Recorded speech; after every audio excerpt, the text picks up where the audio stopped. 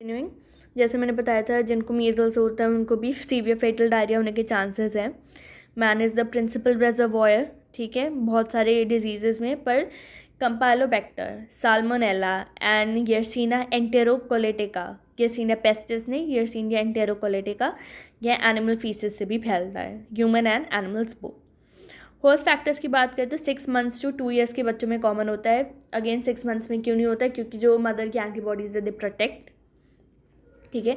Diarrhoea is more common in people with malnutrition, measles, ठीक है, and it is due to contaminated food, ठीक है, या फिर डायरेक्ट कॉन्टैक्ट विद एनिमल्स और human faeces when infant starts to crawl, ठीक है। तो बच्चों को बोला जाता है they should be exclusively best breastfed for 6 months, and उसके बाद हमें धीरे धीरे करके उनको साफ खाना खिलाना चाहिए, ठीक है, एंड न्यूट्रिशियस खाना खिलाना चाहिए। And it is a vicious cycle. For example, अगर आप मैल न्यूट्रिशन, आपको डायरिया हो गया, अब डायरिया की वजह से आपको फिर से मैल न्यूट्रिशन हो गया, and this keeps on going. So poverty, pre maturity, reduce gastric acidity, immunodeficiency, ये सब रिस्क फैक्टर्स हैं, ठीक है। बैक्टीरियल जो डायरिया होता है that is common in warm seasons like rainy season, and viral diarrhoea common होता है in cold season like winter, ठीक है। Then we have mode of transmission, it is again faeco oral, ठीक है, it can be due to fomites, या फिर जो बच्चे हैं वो गंदी मिट्टी में खेल रहे हैं, वही हाथ मुंह में डाल रहे हैं, उसी हाथ से खाना खा रहे हैं। कंट्रोल कैसे करेंगे? ORS। शॉर्ट टर्म होता है clinical management, that is ORS। Long term क्या होता है कि बच्चों को हो ही ना, वी प्रिवेंट दीज, अगर किसी को हो जाता है then we have good maternal child health care practices, ठीक है। अप्रोप्रिएट क्लिनिकल मैनेजमेंट क्या होता है? ORS पिलाना, ठीक है। ORS इतना इंपॉर्टेंट क्यों है? क्योंकि एक तो ये डिहाइड्रेशन प्रिवेंट करता है, and it has and been claimed and been research कि ये रिड्यूस कर देता है मोर्टेलिटी, ठीक है। अब ORS का एक वो प्रिंसिपल क्या है कि इसमें हम ग्लूकोज देते हैं, क्योंकि ग्लूकोज क्या करता है? अब्जॉर्प्शन बढ़ा देता है सॉल्ट एंड वाटर का, electrolytes and fluid into the intestine. ऐसा क्यों है? क्योंकि जो गट की एपिथेलियम है उसमें क्या होता है? सोडियम ग्लूकोज ट्रांसपोर्टर होता है, ग्लूकोज अंदर जाता है तो सोडियम भी अंदर जाता है, एंड अगर सोडियम अंदर जाता है देन वाटर फॉलोज। पहले हमारे पास जो ORS था that was sodium bicarbonate based, but it has change to trisodium citrate. जो नया ORS है जिसमें ट्राइसोडियम सिट्रेट है, this is also known as reduced ORS, क्योंकि इसमें इसकी ऑस्मोलैरिटी रिड्यूस करी गई है। क्यों? क्योंकि एक तो मोर स्टेबल हो गया है, ठीक है, एंड इसमें ज़्यादा इफेक्टिव है, इसमें लेस यूरिन आउटपुट आता है स्पेशली इन कॉलेरा, ठीक है। इसमें ये देखा गया था कि जनरली जब आप ग्लूकोज ज़्यादा देते हो, ठीक है, तो हो सकता है ग्लूकोज अब्जॉर्ब ना हो। ग्लूकोज क्या है? खुद एक ऑस्मोटिक एजेंट है, तो वो क्या करेगा? सेल्स में से पानी खींच के डायरिया और बढ़ा देगा, तो सोने में सुहागा। This is known as osmotic diarrhoea, इसलिए हमें ग्लूकोज की कंसनट्रेशन कम करनी पड़ी। सो एक क्वेश्चन आता है कि सोडियम और ग्लूकोज की कंसनट्रेशन कितनी होती है? 20:1 इन रिड्यूस्ड। अब हम रिड्यूस्ड यूज़ करते हैं, ठीक है।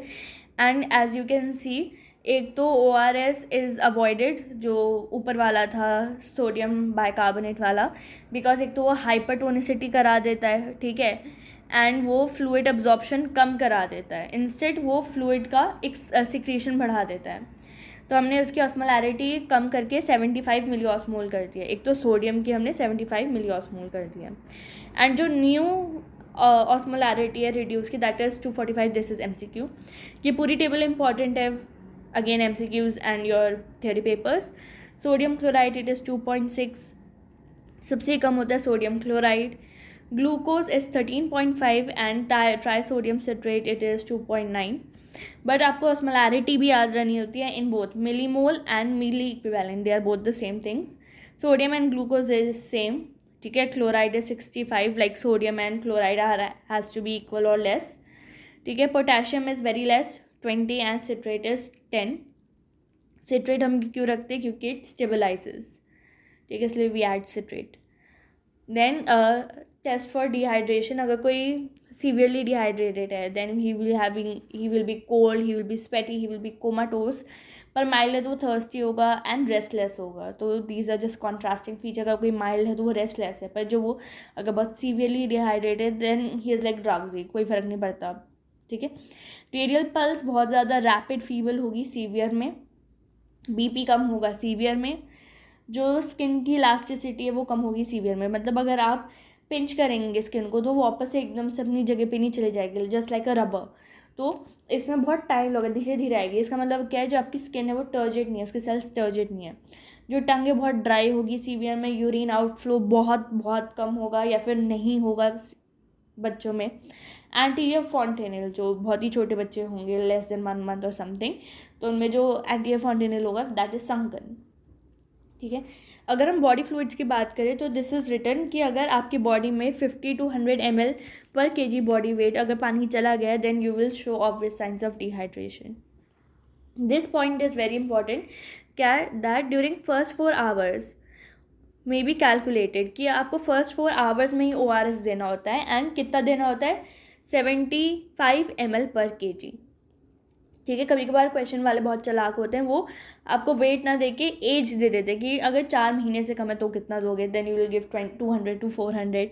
4 से अगर 12 मंथ का है देन यू गिव 400 to 600। ठीक है, अगर 1 से 2 साल का 600 to 800, अगर 2 से 4 है 800 to 1200, और कुछ ज़्यादा तकनीक होती हैं। ठीक है, आप कितना अमाउंट देते हैं एक्चुअली एक तो डिपेंड करता है कि पेशेंट कितना लेना चाहता है और उसमें कितने डिहाइड्रेशन के साइंस हैं। अगर बहुत ही मोटा पेशेंट है तो उसको आप ज़्यादा देंगे, अगर जिसमें ज़्यादा डिहाइड्रेशन के साइंस है उसको आप ज़्यादा देंगे। ठीक है, अगर कोई ठीक हो गया है तो आप उसको उतना ही देंगे जितना वो चाहता है। ठीक है, अब 2 साल के बच्चों में कितना देते हैं, 1 टीस्पून देते हैं हर 2 मिनट। टीस्पून कितना होता है, 5 ml। ठीक है, अडल्ट जितना चाहे उतना ले सकते हैं। ठीक है, एंड हमें ये विदिन 4 hours देना होता है जो ORS है। ठीक है, अगर चाइल्ड वॉमिट कर दे तो फिर से देना पड़ेगा, कोई चारा नहीं है। ठीक है, लेकिन अगर चाइल्ड मुंह से एक्सेप्ट ही नहीं करे देन आपको इंट्रावीनस चढ़ाना होगा, एंड इंट्रावीनस के लिए आपको हॉस्पिटल जाना पड़ेगा। ठीक है, and that is very very severe case, जो बहुत ही ज़्यादा dehydrated child and he is not accepting it. Accepting means अगर वो ले रहा है तो उल्टी कर दे रहा है उसको। ठीक है, अगर बच्चा बहुत ज़्यादा ORS लेना चाहते हो तो आप उसको दे सकते हैं। ठीक है, पर अगर उसमें फॉर एग्जांपल उसकी जो आंखें वो फूल गया, फेशियल पफिनेस आ गया, then we have to stop. ठीक है, इसका मतलब है कि उसको ज़्यादा ORS दे दिया है। ठीक है, बट ORS नॉट हार्मफुल। ठीक है, अगर बच्चा ज़्यादा लेना चाह रहा है इवन तो वो ठीक हो गया देन यू कैन गिव। ठीक है, पर अगर बच्चा जो है उसमें डिहाइड्रेशन है और फिर भी वो मना करे तो ज़बरदस्ती देना पड़ेगा। ठीक है, एंड जो बच्चा अगर वो ब्रेस्ट फेड है तो उसको ब्रेस्ट फेड भी करना है एंड ORS दोनों देना है अगर वो सीवियर है। ORS घर पे भी बना सकते हैं। ठीक है, एंड इट इज़ इनएक्सपेंसिव। ये हर PHC सब सेंटर हॉस्पिटल में फ्री में मिलता है, केमिस्ट शॉप में भी फ्री में मिलता है। इसको 1 लीटर ऑफ ड्रिंकिंग वाटर में मिलाते हैं, एंड वेरी इंपॉर्टेंट इसको 1 दिन के बाद डिस्कार्ड करना है। Within 24 hours you have to discard it. You should not boil it, you should not sterilise it. ठीक है, WHO जो मिक्सचर है of salt is not available. अगर आपके पास ये पैकेट नहीं है ORS का तो क्या लेना है, 1 चम्मच नमक, 6 चम्मच चीनी, 1 लीटर पानी में मिला देना, ख़त्म। ठीक है, earlier the treatment more the better result. ठीक है, whenever possible they should be included at least once, मतलब हर ड्रिंक हर खाने में नमक होना चाहिए। ठीक है, तो अगर फॉर एग्जांपल कोई सूप पी रहा है उसमें नमक डालो, अगर कोई ड्रिंक है जो सॉल्टेड नहीं है उसमें नमक डालो, तो क्या होता है जनरली जो ड्रिंक्स होती है जो बहुत ही स्वीट होती हैं, ठीक है, वो नहीं देते क्योंकि they can do osmotic diarrhoea, like I told you ना कि जो ग्लूकोज है वो सोख लेता है पानी या फिर हाइपरनेट्रीमिया भी करा देता है। So any beverage, juice, T, कोई काढ़ा, कोई मेडिसिनल टी, कोई कॉफ़ी, कोई पर्जेटिव नहीं देने हैं। ठीक है, पर्जेटिव्स तो क्यों ही देने हैं, he is already having diarrhoea. Food should never be with held, ज़रूरी नहीं है। कुछ जगह क्या होता है कि ऐसा सोचा जाता है कि अगर बच्चे को डायरिया तो इसका मतलब उसका पेट खराब है, उसको खाना मत दो वरना उसको और ज़्यादा दस्त वगैरह हो जाएंगे। This is wrong. अगर उसको दस्त हो रहा है तो उसको और ज़्यादा खाना दो, उसको और न्यूट्रिशन दो, जितना वो चाह रहा है उतना खिलाओ। ठीक है, ज़बरदस्ती मत ठूसो, पर उससे खाना मत छीनो because he requires it the most, अभी तो बहुत ज़्यादा। ठीक है, इंट्रावीनस डिहाइड्रेशन हम तभी देते हैं बहुत ज़्यादा सीवियरली डिहाइड्रेटेड है patient, and that's you also initial dehydration के लिए। ठीक है, या तो वो बहुत ज़्यादा शॉक में या फिर वो पी नहीं पा रहा है पानी। ठीक है, सोल्यूशंस में we can give Ringer lactate, this is also known as Hartmann solution. इसमें इंपॉर्टेंट है क्या क्या होता है, it has potassium, sodium and lactate that heals bicarbonate and corrects acidosis, क्योंकि हमने पढ़ा था डिहाइड्रेशन में एसिडोसिस हो जाता है, ठीक है. We can also give diarrhoeal treatment solution is a polyelectrolyte, just name. Then अगर ये कुछ भी ना हो देन सलाइन चढ़ा दो, ठीक है. नमक तो होना ही चाहिए पानी में, पर इससे क्या होगा, जो दूसरे इलेक्ट्रोलाइट्स है लाइक पोटेशियम है, मैग्नीशियम है, दैट वोंट बी करेक्टेड, ठीक है. Initial rehydration should be fast, ठीक है, अंटिल पल्स ना मिलने लगे, ठीक है.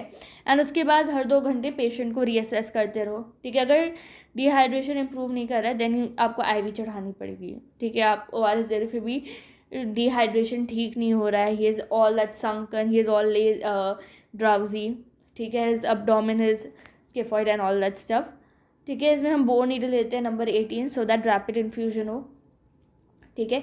एक बार पेशेंट ठीक हो जाता है then you have to give ORS, तब आपका IV हटा देनी है.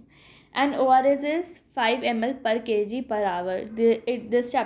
This subject has lots of numbers, you have to remember that, you cannot do anything.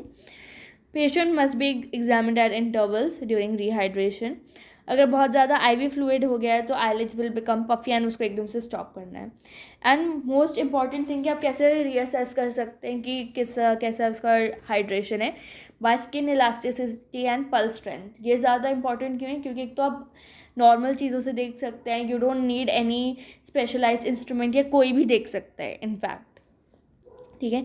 Maintenance therapy, एक बार बच्चा रिहाइड्रेट हो गया है देन इनिशियल फ्लूइड इलेक्ट्रोलाइट और ये सब ठीक हो गया है then we do the maintenance therapy. इसमें भी हम ORS देते हैं, पर क्या होता है कि जो बड़े लोग होते हैं वो बता देते हैं खुद से कि मुझे अभी थर्स्ट लग रही है तो मुझे ORS दे दो, या फिर खुद से ले लेते हैं, छोटे बच्चे होते हैं.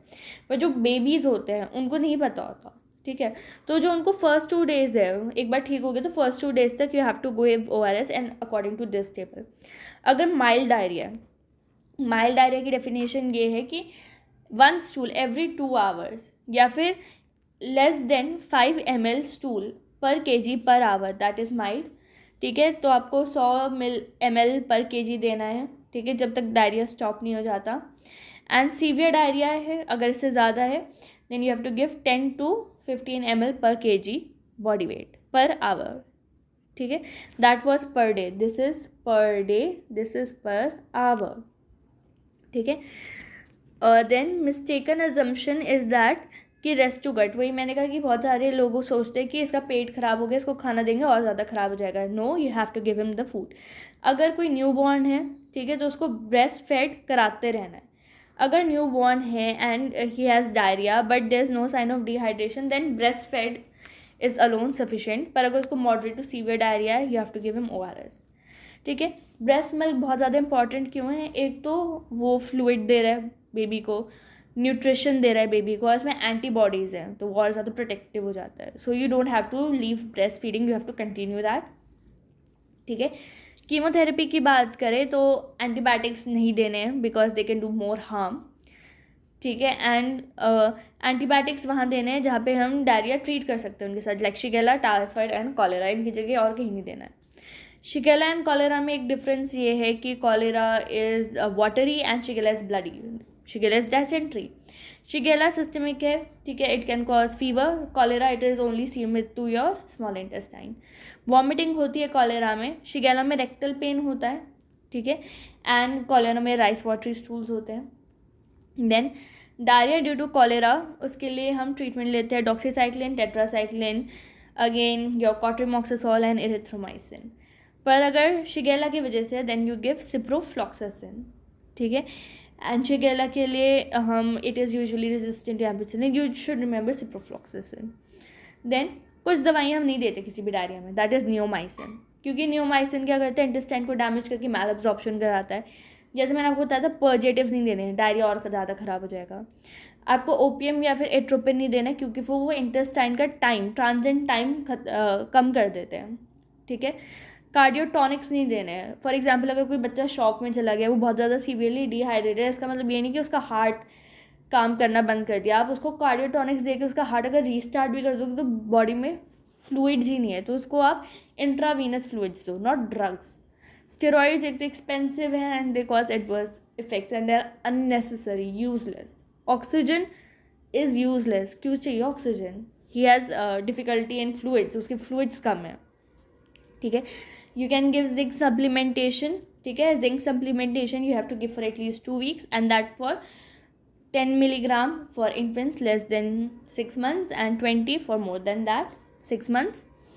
ठीक है, जो 6 महीने से बड़े उनको 20 milligram देना है. ठीक है. Better MCH practice, maternal nutrition. For example अगर कोई प्रेग्नेंट वुमेन है, अगर आप उनको अच्छे से खिलाते पिलाते हैं तो जो बेबी होगा वो भी हेल्दी होगा. चाइल्ड न्यूट्रिशन की बात करें तो ब्रेस्ट फीडिंग को प्रमोट करना है. ठीक है.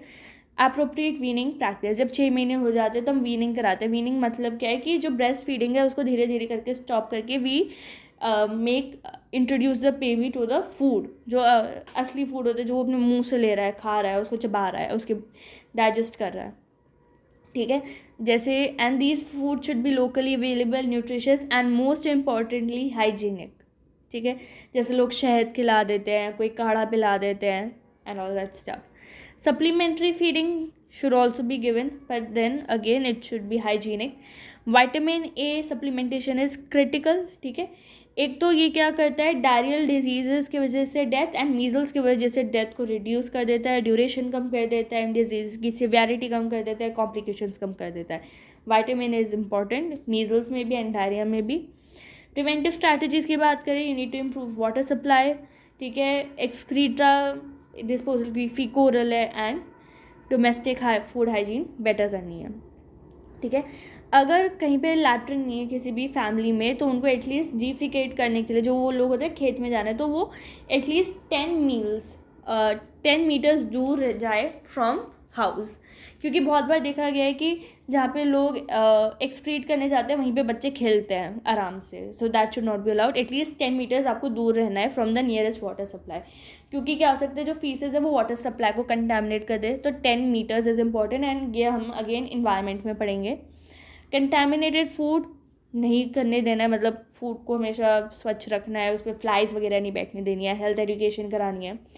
Immunisation against measles is very important क्योंकि मीजल्स की वजह से डायरिया हो सकता है, पोस्ट मीजल्स डायरिया, एंड ये एटलीस्ट 25% मतलब 1/4 डायरियल डेथ्स को प्रिवेंट कर सकता है.